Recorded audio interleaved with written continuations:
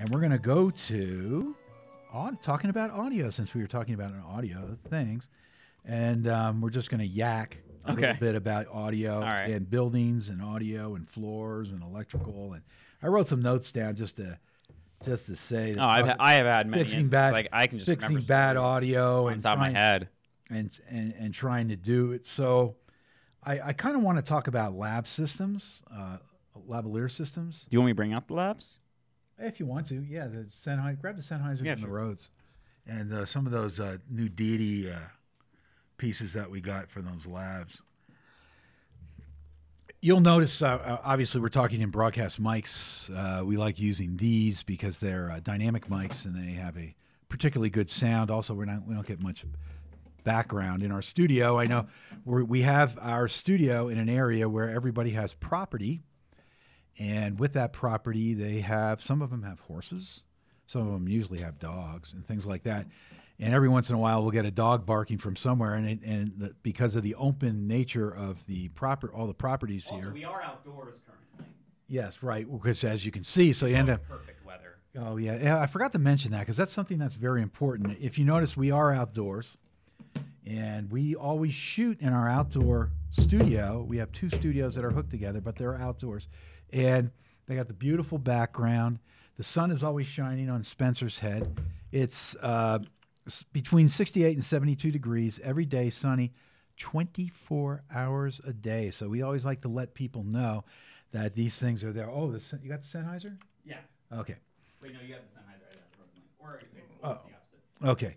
So I just wanted to talk about this for a second for what you use in an audio problems that you have and sound and things that we've been working with. And it's always good to know about little things in audio. And we'll be talking about technical things always, okay, because we're into it. Yeah.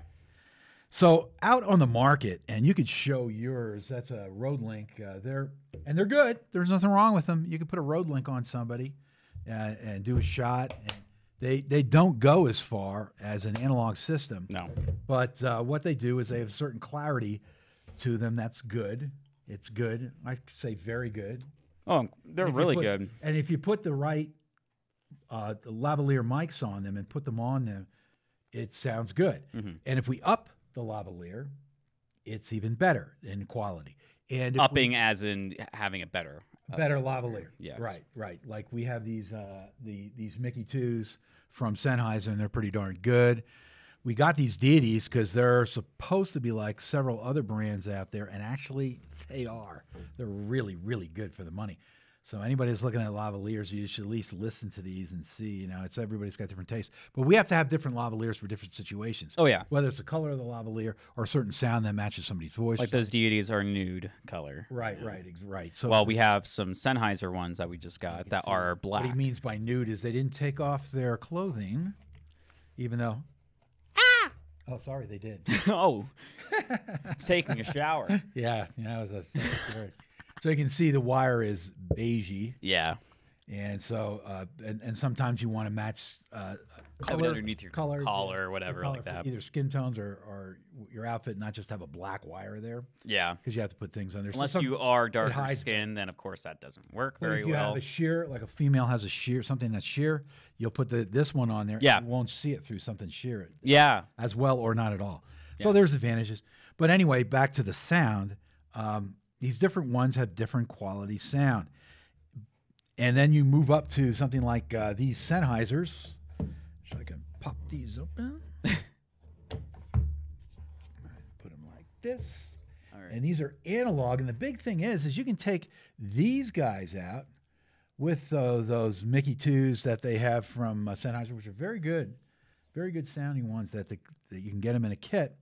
And you take these out, and they go so much farther, and they'll go through walls, and because they're analog, and they work off a different.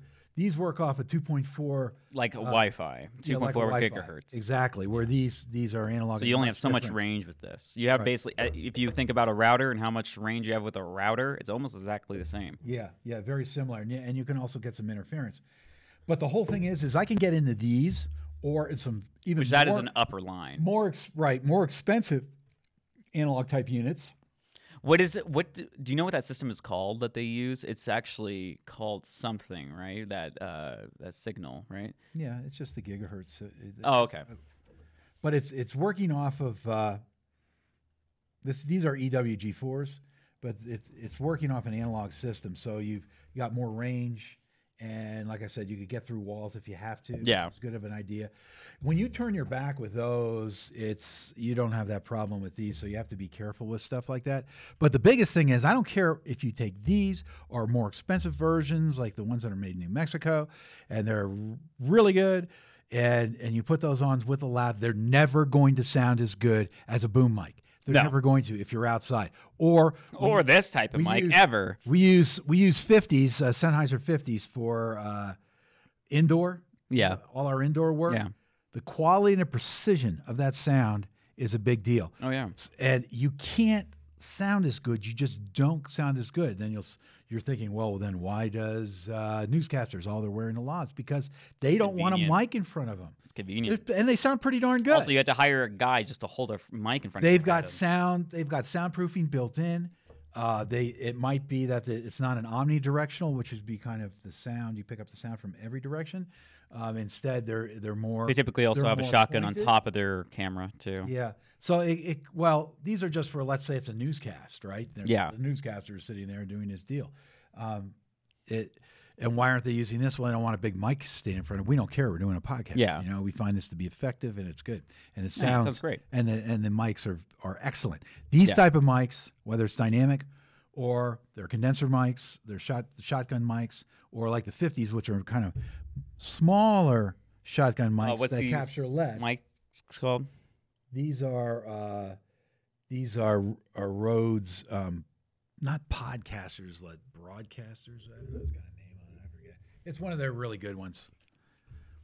Oh, it's definitely one of their higher lines, but at the same time, it always gets compared to that Sennheiser one. That's the black one that Joe Rogan even uses, and I'm talking about. Those are the exact same thing. These are a little heavier, though. Yeah, not too much of a difference in sound to me on those. No. But the biggest thing is when you're getting into sound and you're using laws and everything, and I like to tell people the biggest problem is that, and I hear it all the time, you get into this audio work where somebody gets finished audio and they think they're going to fix it in post, okay? Yeah. And you can get programs out there that you can do a lot of things with to improve things. And sometimes you have to take pops, hiss out of things.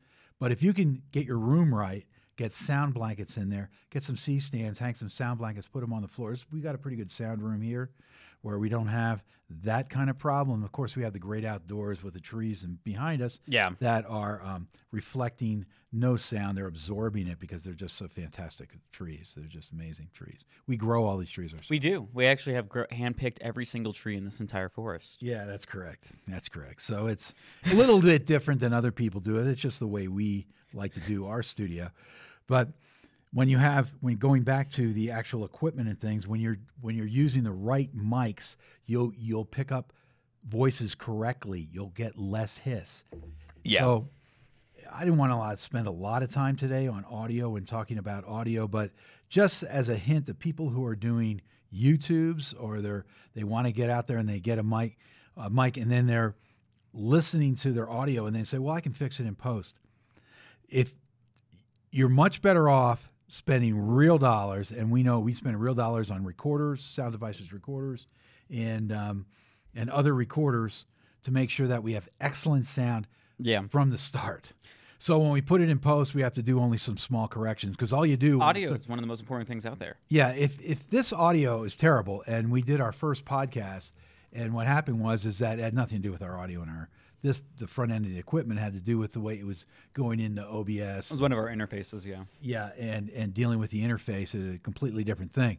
But if you get your audio right, people will put up with some visual things and whatever, but they won't put up with bad audio. No, they won't. It's annoying. I mean, I have... And you hear that all the time.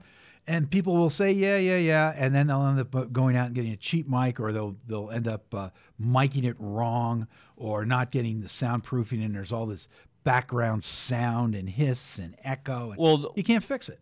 Tay, look up Dead Inside. Like, that's a great example because when I was going through film school, we had very meh mics, very meh boom mics, and mainly it was not just the mic, it was the recorder, because that recorder can pick up electrical interference. And the thing is, almost all the audio inside of Dead Inside. Is it on yours? You just type in Dead Inside. Yeah, that's all you have to do. On Bic Raven. Bic Raven. That's... Bic Raven Dead Inside on the search bar. Oh yeah, he fucking did it. What's wrong? He's in my trunk. He's in the trunk? Why is he in the trunk? I just couldn't leave him there for dead. Frankie is dead, Gianni. Yeah, I know, but he was a good friend. Gianni, okay? Right now, you really need to man up. And it's not horrible. was my friend. It just sounds like it was He was shot through all a of our tunnel. friends. And that's But you the can't be horrible doing part this to about us. it, because the thing is, we spent a lot of time on it. Look how soft that is.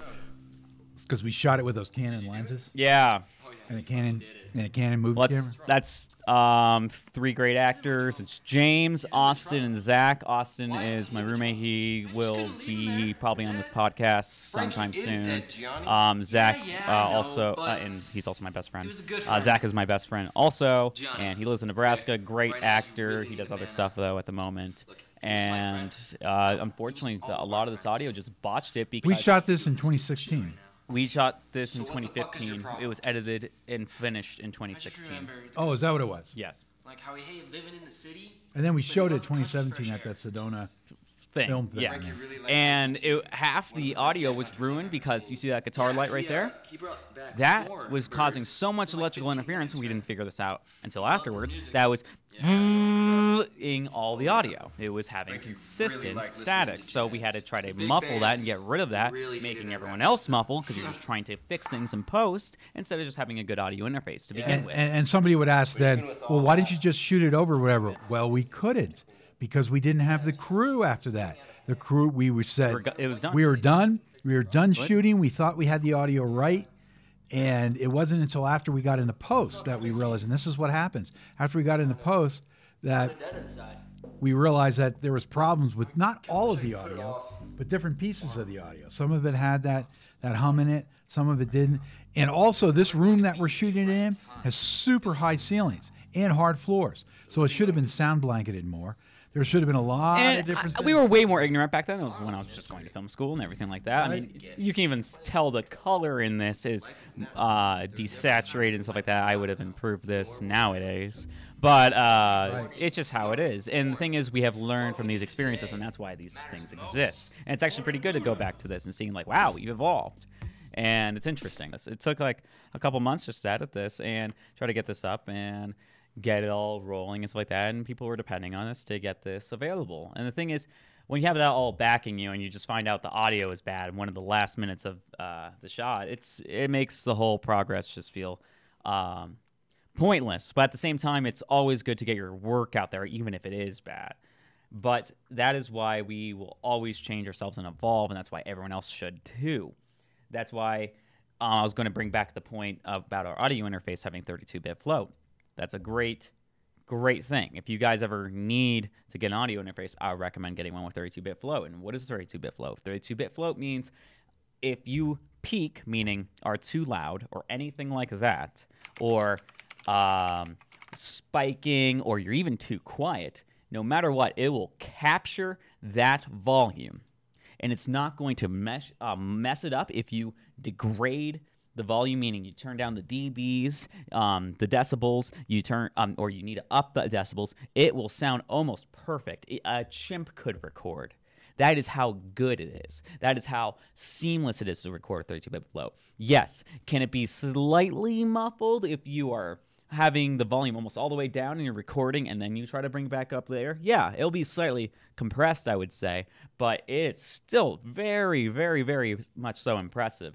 And it has saved our skin multiple times just on accidental peaking. I have done a film with Tay where she has screamed, and I was the audio guy.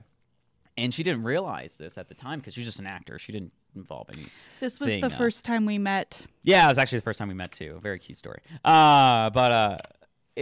She screamed because she was one of the actresses that needed to scream on the set, and I had audio device, and I was very ignorant of booming and stuff like that at the time. So when she did scream, it went high and peaked very, very much so, and just basically clipped it so hard that you couldn't even tell what's going on and ruined the rest of the audio, and that's what you just cannot have happen.